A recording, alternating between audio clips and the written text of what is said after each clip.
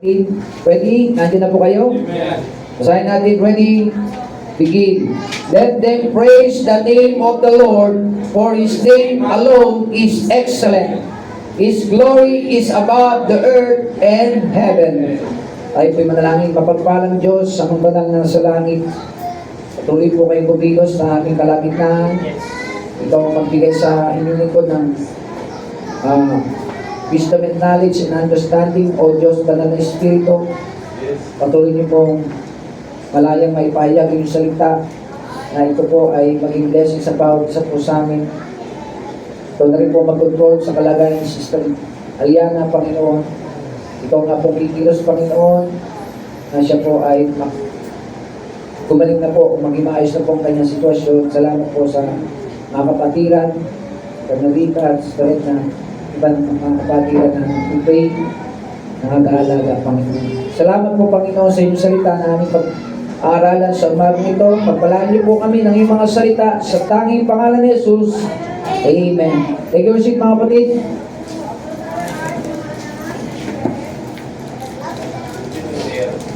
So, makita po natin, mga kapatid, the highest praise, exalting the name above all names. Ito yung ating kailangan ipakita. Dahil yung ating napakinggang awitin kanina ay yung pagpipraise o pagpupuri. Yan ka na lang na. Mamaya. May hangin ba dyan sa loob? Mas mainit yan eh.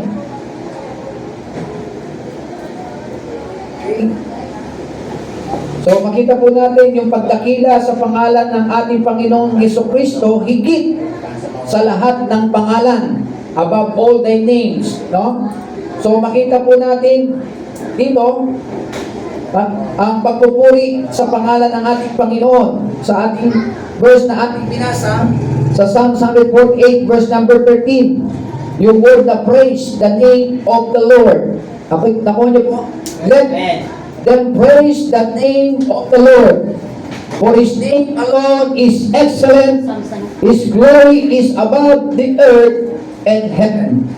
Okay? So makita po natin yung pagpuri sa kanyang pangalan, sapagkat ang kanyang pangalan lamang ang dakila. Amen? Ako nagigat niyo po, ang pangalan lamang niya ang dakila. Amen. No? Ang kanyang kaluwalhatian ay nasa itaas ng lupa at sa langit. Sabi diyan sa verse number 13, no? Above all the name, sabi diyan, for His name alone is excellent, His glory is above earth and heaven, no? So, yun po ang ating makikita.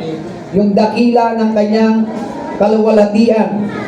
Hindi lamang sa langit, pati dapat dito rin sa lupa. No?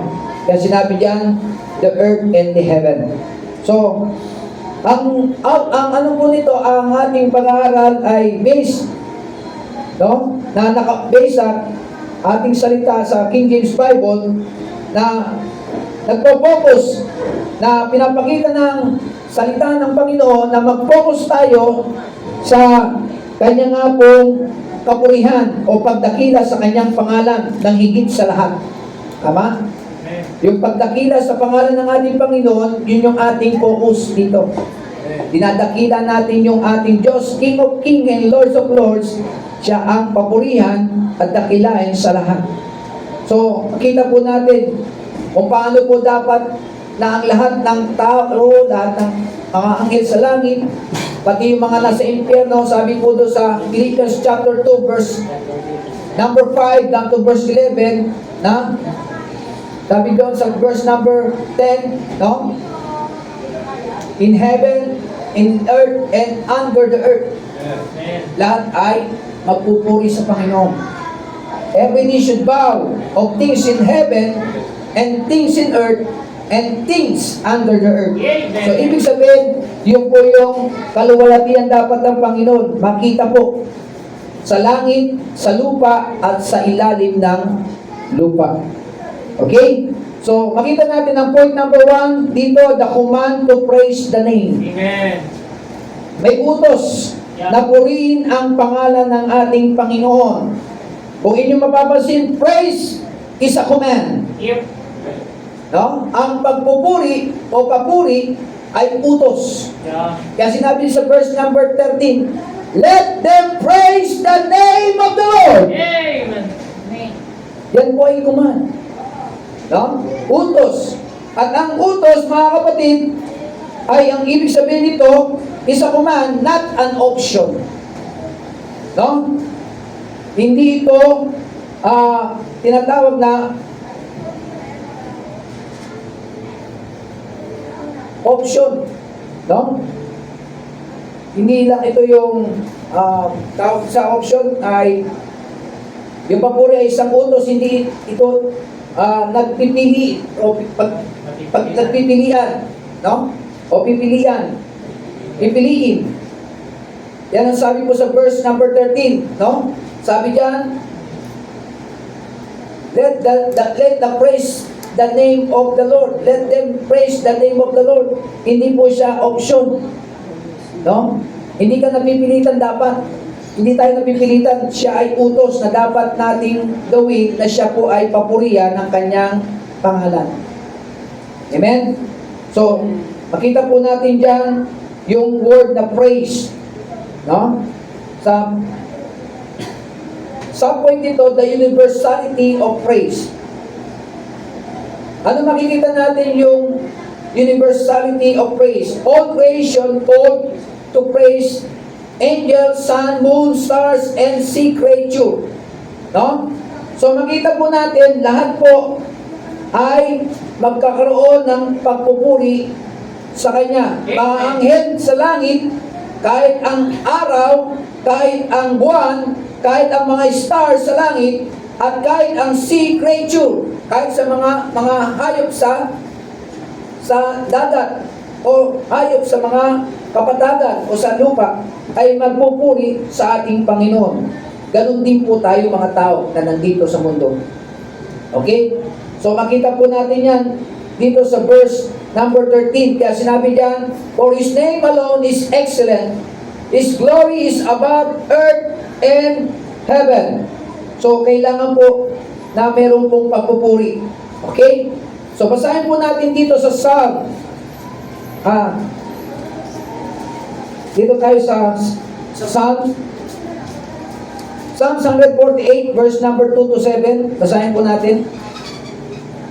Psalms chapter 8, Psalms 148 verse number 2 hanggang verse number 7. Ano ang scope of praise? No? From the rising of the sun unto the going down of the same. So, makita po natin yan sa Psalms 100. Dito muna tayo sa Psalms 113. Mga Psalms 113. Atras muna tayo ng konti. Psalms 113,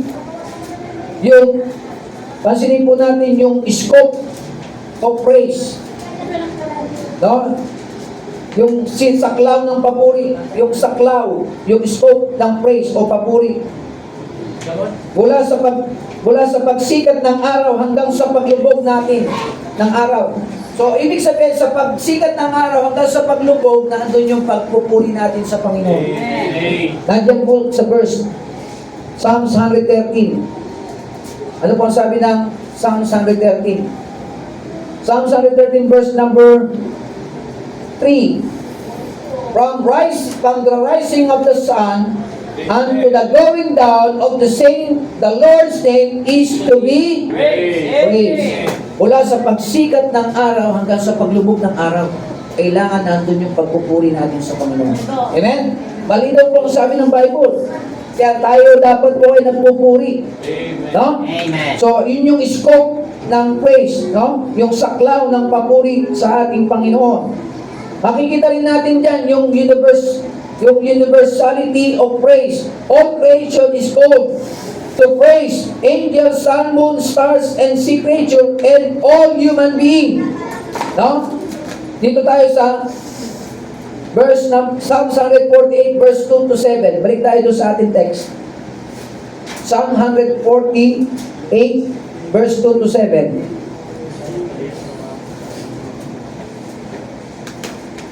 Psalms 148 verse 2 to 7, praise ye Him.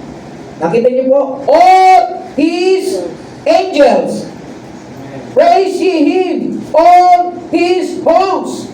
Praise ye Him, sun and moon. Praise Him, all ye stars of light. No? Nandiyan po yung mga angels, yung moon, sun, no? Stars. Praise Him, ye heavens of heavens, and ye waters that be above the heavens. No? Pati po yung mga nasa langit, yung waters. Let them praise the name of the Lord, for the commanded and they were created. Pati mga tao na nilikha ng Diyos. No? He had also established them forever and ever. He had made a decree which shall not pass. Praise the Lord from the earth, and ye dragons and all deeps. Pati yung mga hayop sa lupa at sa dagat, kailangan magpuri sa Panginoon. Especially tayo mga tao. Amen? So, makita natin the universality of praise, yung pandaigdigang papuri. Lahat ng nilikha ay tinatawag para magpuri sa ating Panginoon. Mga anghel, mga ang anghel, no? Araw, buwan, mga bituin at mga nilalang ng Diyos. Okay? So, makita natin yan dito sa point number 1, the command to praise the name. Okay? Ako niyo po.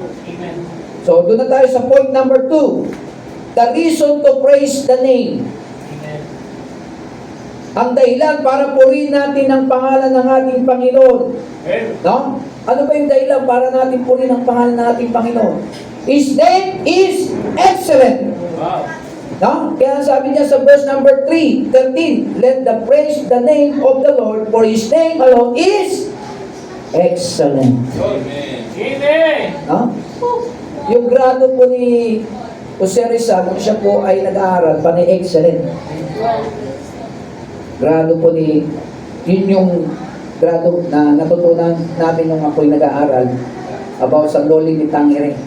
Nung siya po ay nag-aaral, ang palaging grado ni Jose Rizal, excellent. Ha? Ibig sabihin ng excellent talaga, mahusay. Palaging perfect. Yes. Matibay daw, sabi Mahusay. Hindi lang siya mahusay, napakahusay. Sobrang husay ng ating Panginoon. No? Kung si Rizal, excellent siya, mas lalong excellent ang ating Panginoon. No? Mas lalong excellent ang ating Panginoon. Kung siya po nakagrado ng excellent ang Panginoon, sobra-sobra ang husay ng ating Panginoon. Ganun po ang ating Panginoon. Yun yung reason to praise the name ng ating Panginoon. Dahil para purihin ang pangalan niya sapagkat siya'y napakahusay, pinakamahusay sa lahat. No? His name is excellent. It is uniquely holy, powerful, and majestic from exceeding any earth name. No? Sa Psalms, buksan natin Psalms 8 verse 1. Pansinin po natin Psalms 8 verse 1. No? Yung pagiging mahusay o pinakamahusay nating Panginoon. Nandito sa Psalms 8.1. Sabi ng Bible sa Psalms chapter 8 verse 1, no? Sabi po diyan sa Psalms chapter 8 verse 1, O Lord, our Lord, how excellent is thy name in all the earth, who has set thy glory above the heavens. No, nakita niyo po yung word, O Lord, our Lord, how excellent is thy name. No? Kung gaano na lamang po nila sabihan ng ating Panginoon na pinakamahusay, pinakamagaling, no? Pinakamakapangyarihan. No? Yun ang ating Panginoon. Siya po ay napaka-excellent. No? Kapag pinupuri natin siya, kailangan po ganun gawin natin. We must exalted Him. No? When we praise Him, no? Kailangan po natin siyang exalt yung kanya nga pong pangalan. Dahil yun po ay kaaya-aya po sa kanya. Karapat-dapat lamang po siyang papurihan o tawaging excellent. Yung iba nga po, di ba, sa President, Our Excellency, di ba, sa ating Presidente, Our Excellency, the President of the Philippines, Pagka, ano na? Pagka pinapakilala na yung presidente ng ating bansa, no? Our Excellency President, no?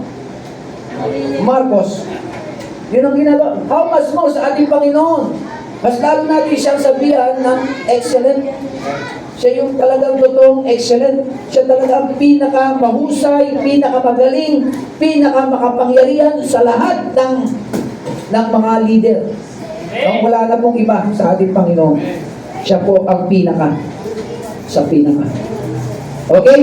So, yun po ang ating makikita sa Psalms chapter 8, verse number 1. No? His name is excellent. Ang kanyang pangalan ay napakahusay. Ito ay katanging-tanging banal, makapangyarihan, no? Ikararangal na higit sa anumang makapangyarihang pangalan. No? So, wala na pong ibang pangalan sa sitong ng langit. Sabi nga po. Okay? Not only that, His name is excellent. No, sa point number 2, the reason to praise the name. Subpoint letter B, His glory is above heaven and earth. No? Yung kanyang kaluwalhatian ay nandoon po sa langit at sa lupa. God is not limited to earthly understanding. Is a supreme over all creation. No? Siya po ang supreme over all creation. Sabi sa Psalms 148 na ating text, verse 13. No? Hindi po tayo nawawala doon sa Psalms 148, verse 13. Na siya po, no? Ang supreme over all creation. No? Ang kanyang kaluwalhatian ay nasa itaas ng langit at lupa. No? Ang Diyos ay hindi limitado sa makalupang pangunawa. Hindi siya limitado. No?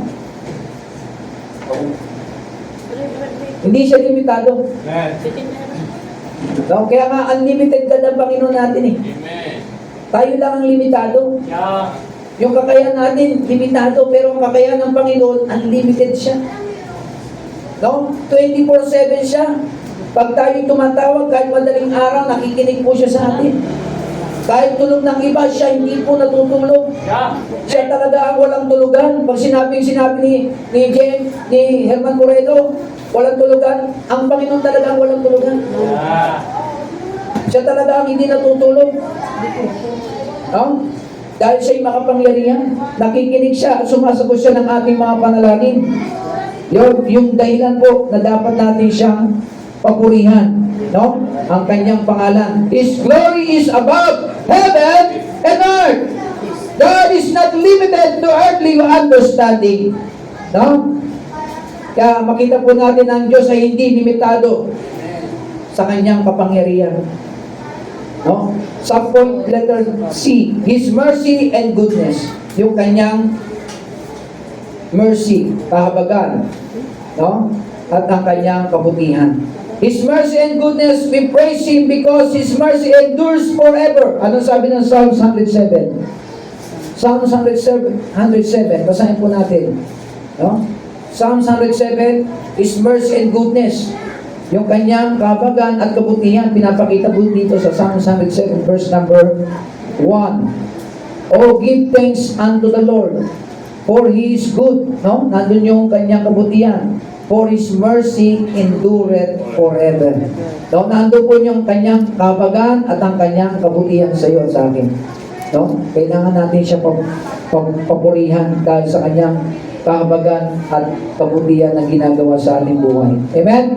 Kahit na hindi po tayo mabuti sa mata ng Panginoon, patuloy siya nagiging mabuti sa atin. Pag may mga pagkukulang tayo, patuloy siya rin nagbibigay sa atin ng pangalawang pagkakataon. No?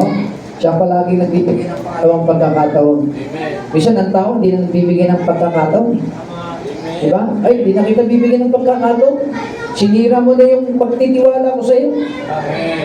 Pero salamat ang Panginoon, nagbibigay ng pangalawang pagkakataon. No?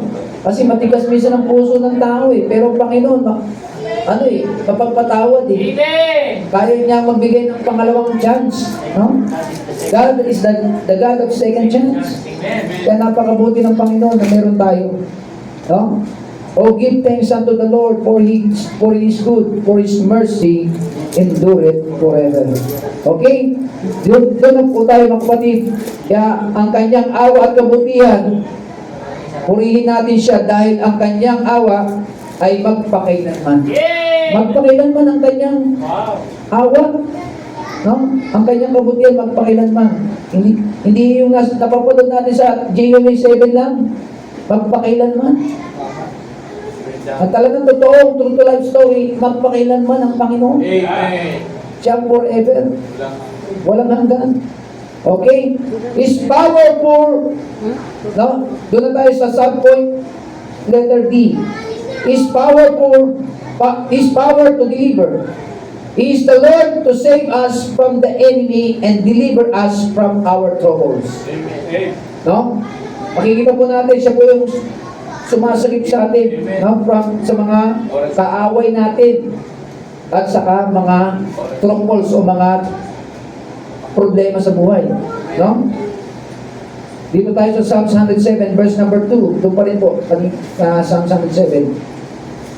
No? Pag may trouble ka, meron kang trouble, mga kaaway, maaway sa iyo, sino ang sasagip sa iyo para tumulong? Ang Panginoon. Wala nang iba. Siya ang ating nagasakit. Siya ang deliverer. Kaya nga siya ang deliverer. Siya nang deliver tayo sa kapamakan. Verse 2, let the redeemed of the Lord say so. For He has redeemed from the hand of the enemy. No? Sinasakit tayo, iniingatan tayo sa ating mga kumakaaway sa atin. Away. Pag may umaaway sa iyo, iniingatan ka niya doon sa umaaway sa iyo. Kahit na hindi ka nakikipag-away, may umaaway sa iyo, no? Iniingatan ka niya doon sa nakikipag-away sa iyo. No? Tayo naman natin may kaaway. Pero salamat sa Panginoon, may umaaway man sa iyo, kahit na hindi ka nakikipag-away, ang Panginoon ang sasakit sa iyo. Ang Panginoon ang tutulong sa iyo para ikaw ay hindi mapaaway. Okay? So, ganun po, ang kanyang kapangyarihan ay magligtas. Siya ang Panginoon na nagliligtas sa atin mula sa kaaway. No? Nagliligtas sa atin mula sa ating mga paguluhan. Okay? Kaya sa Psalms 107 yan, verse number 2, na ating binasa. Okay? Pasinin po natin yan sa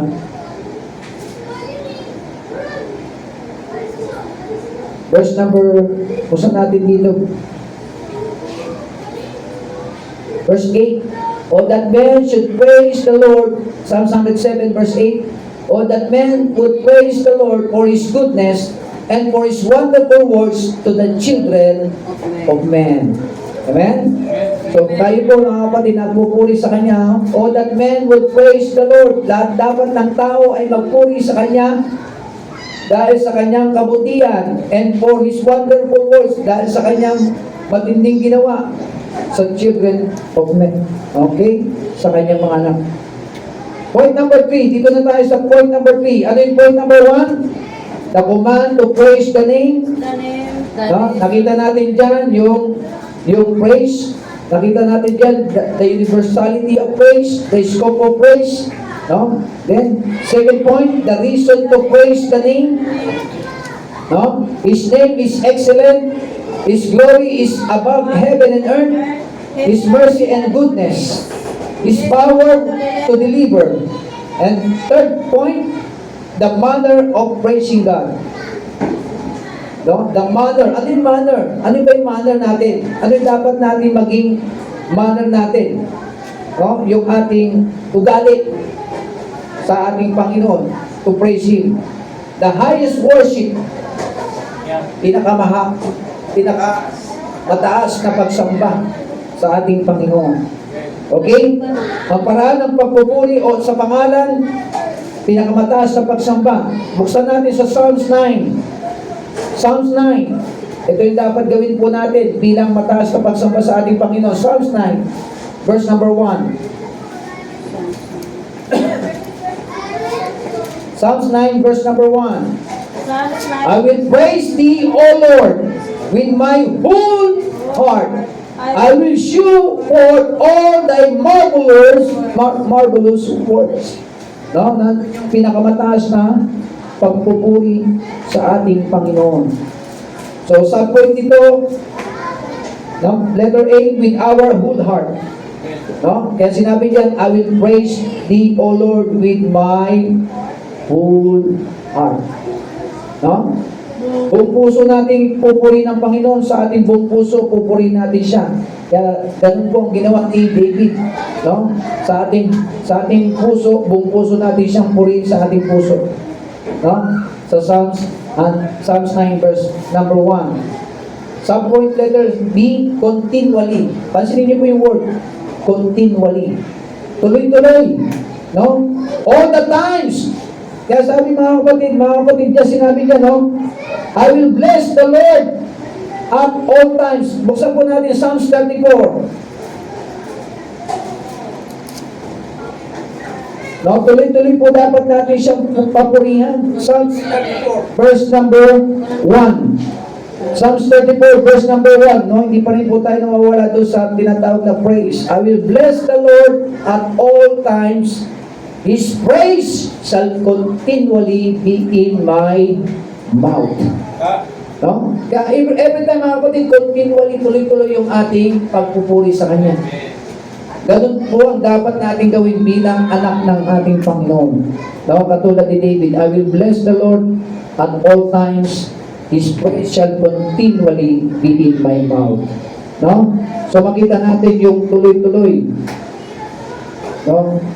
Pagpupuri sa ating Panginoon sa lahat ng panahon. Dapat kung meron man panahon na mahina po mayroon tayong kahinaan sa mahina ka man spiritual, malakas ka man spiritual, sa lahat ng panahon kailangan mong papurihan continually. Tuloy-tuloy yung pagpupuri natin sa Panginoon. Mayroon kasi pagka meron ka na nararamdaman, tumitigil na ang Kristiyano, nangyayari na hindi na siya nagpupuri sa Panginoon. No? Kaya nangyayari, nakakalimutan niya na mag-praise sa Panginoon. Kahit na po tayo po ay mayroon pong nararamdaman sa ating katawan, purihin pa rin tayo sa Panginoon. No? May mga pagsubok sa buhay, magpuri pa rin tayo sa Panginoon. Di ba si Job? Ano sinabi ni Job? Naked came I out of my mother's womb. Naked I returned, did the Lord gave, the Lord not taken away. Blessed be the name of the Lord. No, nagpuri pa rin po si Brother Job. Kaya makita po natin, kailangan po maging kagaya din po tayo ng mga Bible character na nagpupuri kahit na mayroon pong masamang nangyayari po sa ating buhay o sa ating mga mahal sa buhay. Amen? Amen. So, continually, tuloy-tuloy, no? Yung pagpupuri sa ating Panginoon sa lahat ng panahon. Magpuri tayo sa Kanya at manatili sa Kanya. Sa Kanya ay mananatili tayo dapat na magpuri sa Kanya. So, continually, subpoint letter B, with joyful noise and action. Usan po natin Psalms 50, verse 3 to 5.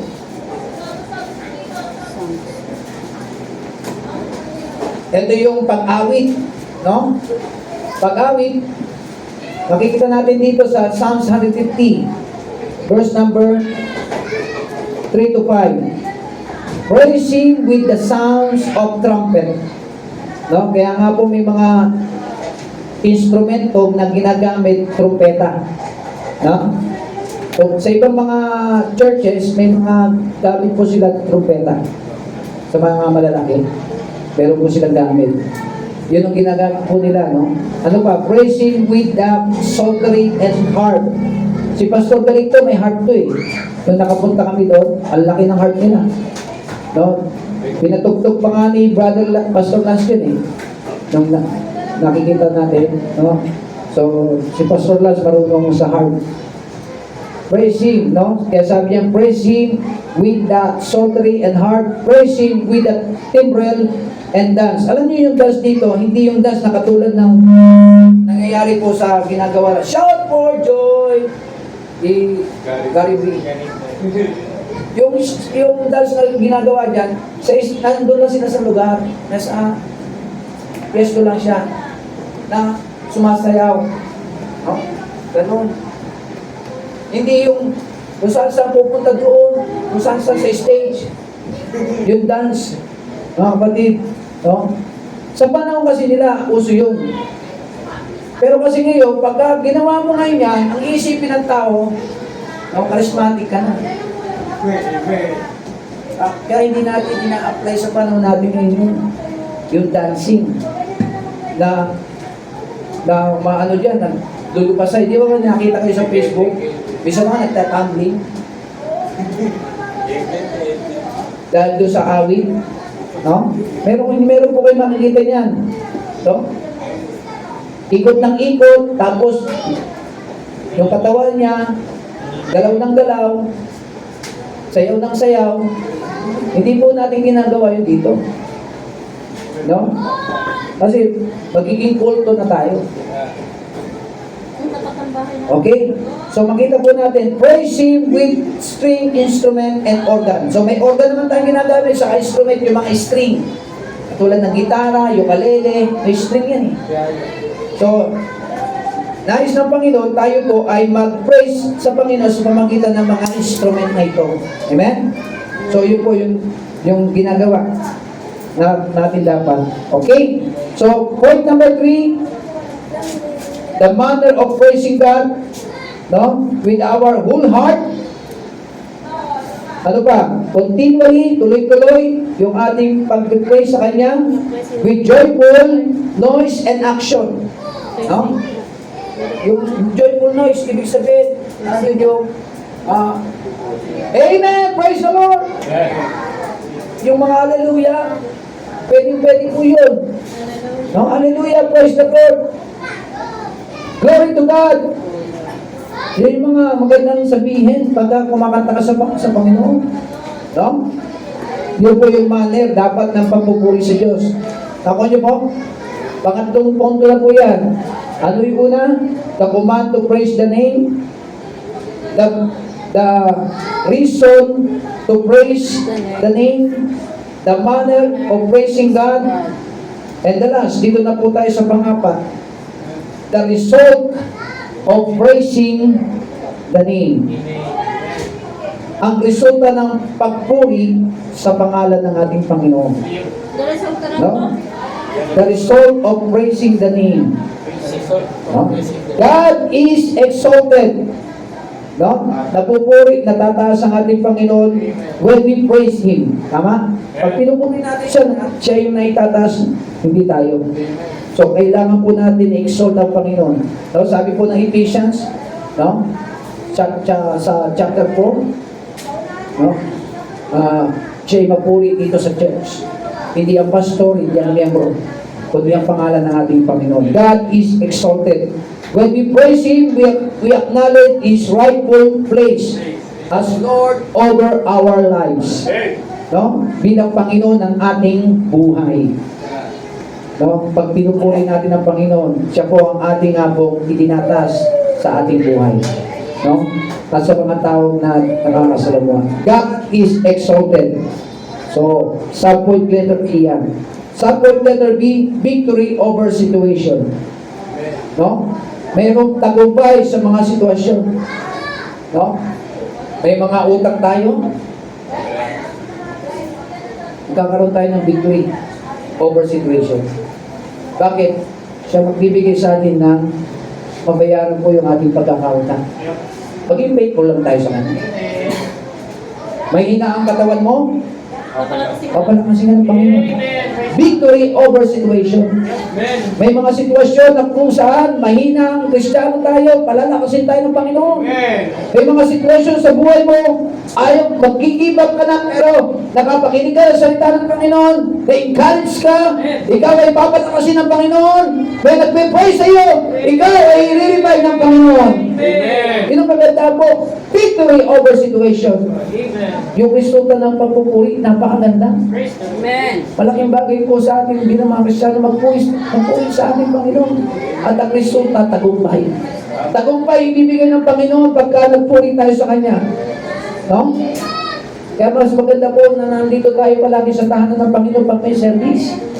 Kasi nandito yung pagpupuri natin sa Kanya eh. Amen. No? At pagka meron kang ginagawang pagpupuri sa tahanan ng Panginoon, may tagumpay. Amen. At yung tagumpay, dito lamang po yan sa pangalan ng ating Panginoon. Amen. No? Victory over situation. Praise changes our perspective and bring us into a place of victory.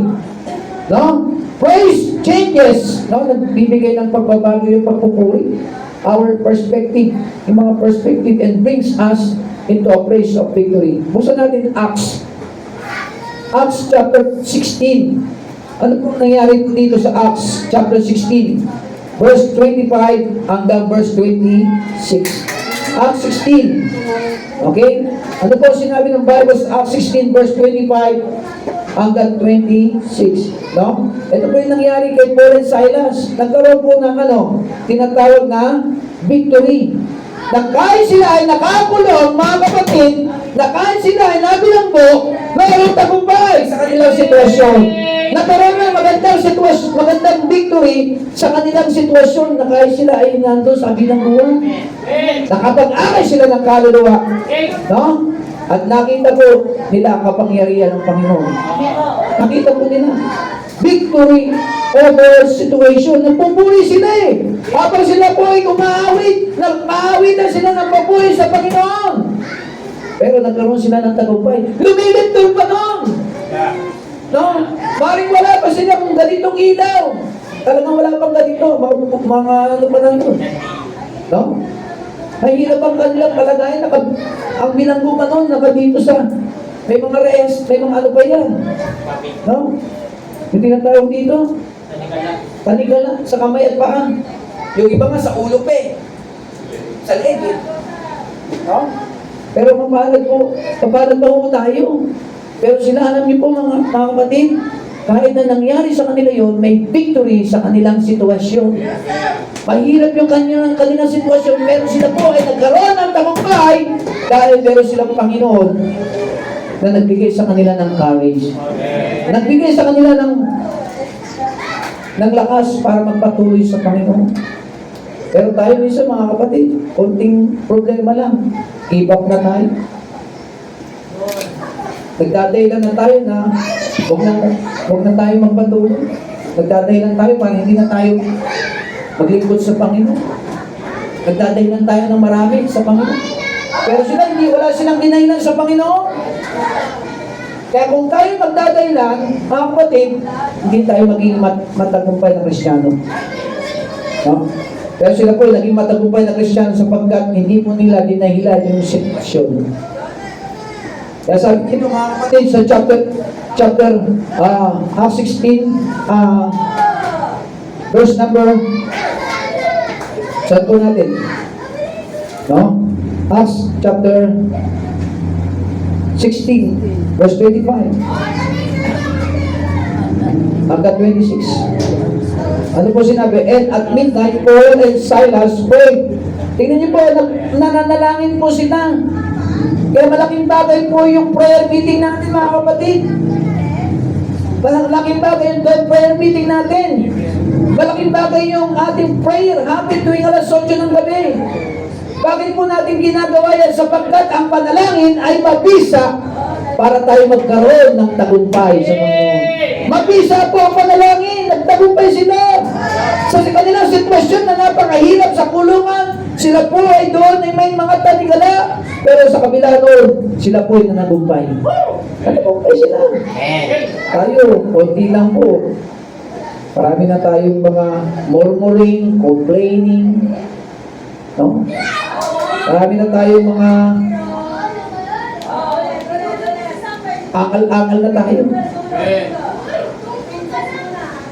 Reklamo rito, reklamo doon. Ginawang barangay ang Panginoon. Tama. No? Palagi na ng reklamo yung dadalhin natin sa Panginoon. Pwede bang sabihin natin, Lord, pinupuri kita. Amen. Pinasasalamatan kita. Kahit na meron akong ganitong sitwasyon, mahirap ang kalagayan ko, pinupuri kita, pinasasalamatan kita sa nangyari sa akin ito. Alam ko, malalagpasan ko ito. Amen. Malalagpasan natin mga kapatid. Tama po. Nagkaroon silang victory. nakalaya mo sila. Dahil nakilala mo, nalaman nila si Paul ay Romano. At bawal ikulong ang kapwa Romano sa panahon nun. At kung siya ay yung nakulong sa kanya, paparusahan. Kaya pinalaya sila kasi nalaman ng mga nagkulong, ay, Romano mo ba na? Bawal sa kanila yun. O, di ba? Kumilos, nagkaroon ng tagumpay. Nakapag-akay sila ng kaluluwa, yung Philippian jailer, naligtas, pati yung kanyang mga mahal sa buhay, naligtas din sa Acts 16:31. Di ba? Believe on the Lord Jesus Christ and thou shalt be saved. And thy house. Naligtas na siya, pati yung mahal sa buhay, naligtas din. So, anong ibig sabihin? Nagkaroon ng victory. Over situation. Mga kapatid, maraming bagay sa ating buhay, mga kapatid, mahirap man yung ating sitwasyon, pero binibigyan tayo ng tagumpay ng Panginoon sa mga sitwasyon na nahaharap natin sa buhay. Amen. Huwag lang tayo mag-iba. Yep. May tagumpay pagkatapos ng mga bagay na mahirap. No? Sino ba ang hindi nahirapan sa atin? Lahat naman tayo dadaan sa hirap eh. Pero hindi yung tribulation na tinatawag sa Bible na sa Matthew 24 verse 13 ha. Yung hirap na tinatawag yung trouble, yung tinatawag ng mga trials, testing, troubles, no? Distress. Yun yung pinapang affliction. Doon tayo pinapalagpas ng Panginoon. No? Kaya malaking bagay po. Ano po ang sabi ng Bible?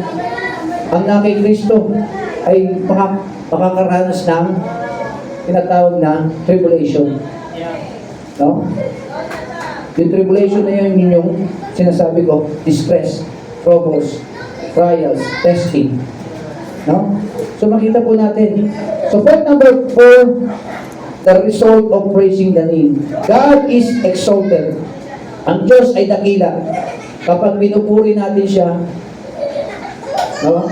Kinikilala natin ang kanyang pangalan na nararapat bilang papurihan. No?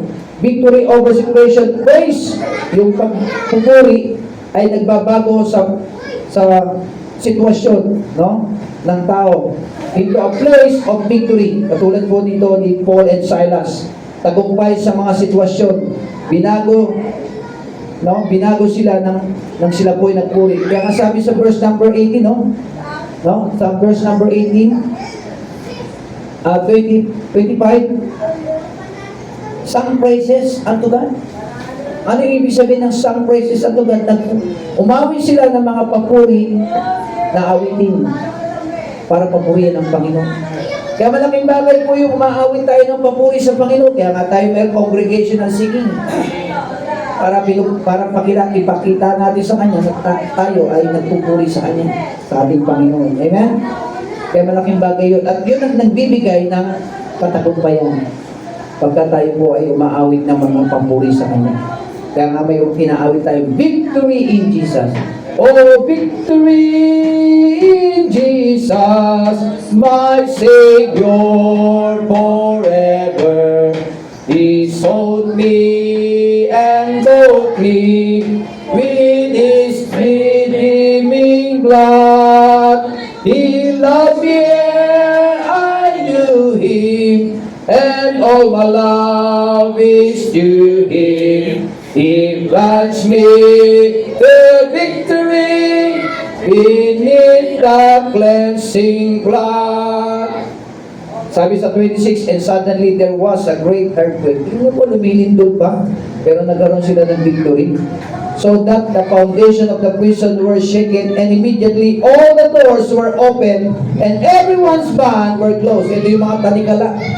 No? Yung mga tanikala sa kamay, sa paa, ay sa liig, meron din. Nawala,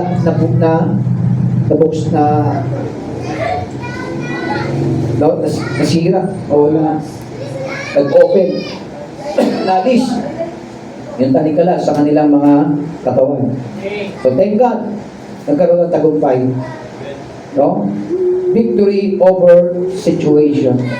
Kailangan po natin, mga kapatid, merong dumarating sa ating sitwasyon Pangit man o maganda, nais ng Panginoon magpuri tayo sa Kanya.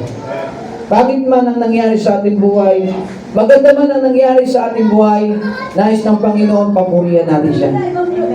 Kapagkat sinabi ng Bible, lahat ay magpupuri sa pangalan ni Jesus. Amen? And the last dito sa ating subpoint letter C, joy is contained no longer. It is a joy that overflows. Amen. No? Makita natin ang kagalakan ay hindi nalalaman. No?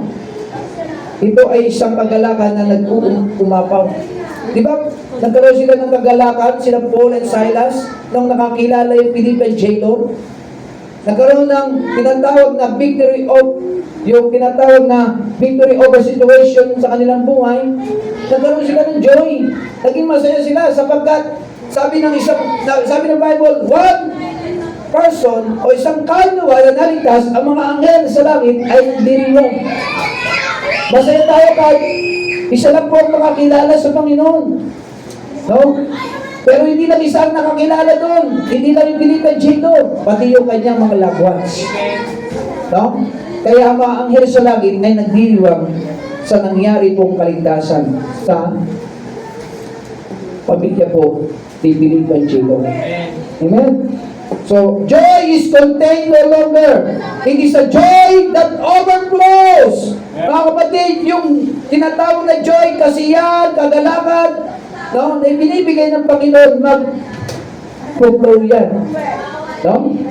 Abundant.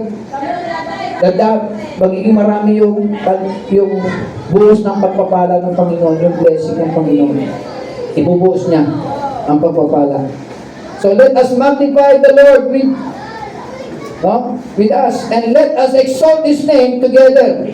Sabi ng Bible sa Psalms 34 verse 3. Sabi po natin, Psalms 34 verse 3. Psalms 34 verse 3. Sabi po ng Bible sa Psalms 34 verse number 3. Oh, magnify the Lord with me, and let us exalt His name together. Amen? Ang ganda po ng sinabi po dyan. Let us exalt His name together. No? Itaas natin ang Panginoon. Lahat tayo dito ba, ang kapatid? I-exalt natin ang Panginoon. Papurihin natin Panginoon. Itaas natin ang kanyang pangalan sa lahat ng pangalan. His name is to be praised because He is Creator. He is Savior and Sovereign of all. No? Siya po ay Creator. Siya po ay Savior. At siya rin po ang Sovereign of all. No? Kita natin sa Psalms 148. Psalms 148 verse number 13. Ano po sabi ng Bible? Psalms 148 verse 13 sa ating text. Let them praise the name of the Lord, for His name alone is excellent. His glory is above earth in heaven. Psalms 103 verse 1 and 2. Ano po sabi ng Psalms 103 verse 1 and 2? Psalms 103 verse 1 and 2. Sabi niya, bless the Lord, all my soul, and all that is within me. Bless His holy name. No? Sabi sa verse 1 and 2. Bless the Lord, O my soul, and forget not all His benefits. Psalms 150 verse 1 to 6. Okay? Psalms 150 verse 1 to 6.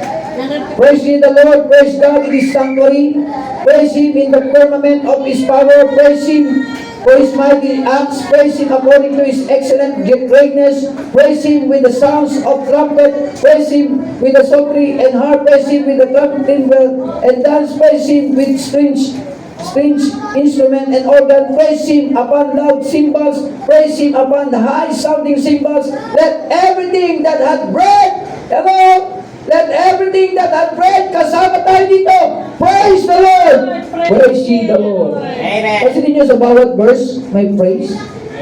Sa bawat verse, mayroong praise. Kailangan natin papurihin ang Panginoon. Okay? And the last, Psalms sa Isaiah 25, verse 1. Isaiah 25, verse 1. Ano po sabi ng Isaiah 25, verse 1? O Lord, Thou art my God, I will exalt Thee. I will praise Thy name, for Thou hast done Wonderful things, thy counsel of old are faithfulness and truth. Amen? Kapasin niyo po yung word, I will praise thy name for thou hast done wonderful things in your life. In our life. So napakaganda po ng ating pinag-aralan, mga kapatid. No? The highest praise, exalting the name above all names. No? The highest praise, exalting the name above all names. Yun yung ating tema. No? So, dyan po tayo magbukas, mga kapatid, sa apat na puto na ating napag-aralan. So, point number 1, ano yung number 1? Recap natin. The command to praise the Lord's name. Okay, the commands to praise the name. Number 2. The reason to praise the name. Yes, the reason to praise the name. Anong dahilan kung bakit natin siya papuri ang pangalan niya. Number 3. The manner of praising God. Yes, the manner of praising God. And the last, The result of praising the name. yes, the result of praising the Anong name. letter A? Okay? Ano? Sa letter A. Sa 4. Number 4. Sa 4? Ano lang? ABC? Ano lang? Sa point. Wala nang sa 4. Wala na. God is exalted. Letter A. God. Is exalted.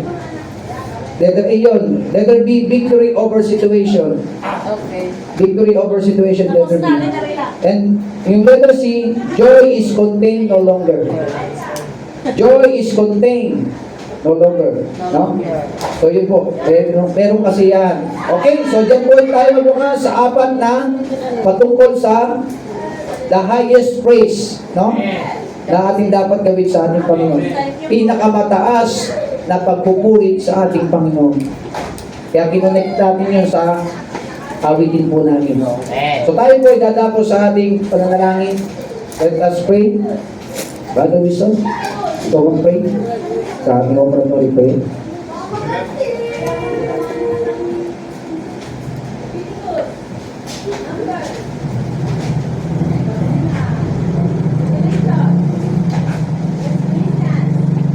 Langit po tayo, ating ibigay.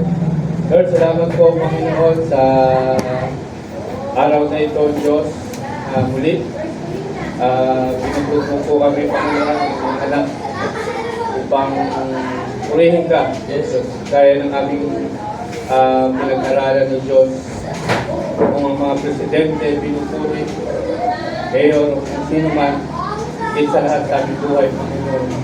Ikaw po ang purihin, Panginoon. Pagkat ang hininga namin ay galing sa inyo. Ang kaligtasan po namin ay galing sa inyo. Wala po kaming pwedeng ipagmalaki, pwedeng ipagmayabang, Panginoon. Kundi ang purihin ka lamang sa amin. Salamat po, O Diyos, at mensahe na galing sa inyo na yung pinubayan ng aming pastor, Panginoon, o magkita ng aming pastor. Patuloy mo siyang bigyan ng wisdom, knowledge, Panginoon, kanyang health, Panginoon, yun din po ang kanyang pamilya, Panginoon. Salamat din si Stellana ay nakarecover din po. Gagamitin mo itong batang ito na may takot sa inyo. Hindi na rin po maging pasaway, hindi sumunod sa kanyang magulang, Panginoon. Kapagkat walang magulang ayaw maging mabuti ka niya. Ngayon din po sa inyo, Panginoon, bilang yung mga anak, ayaw ninyo na maging pariwalang po kami. Kaya dapat po, awalan pa. Ngayon po, Panginoon, ang buhay. Bigyan niyo po ng blessing na magbibigay, Panginoon. Bigyan niyo po, Panginoon, ng kalakasan na magbibigay.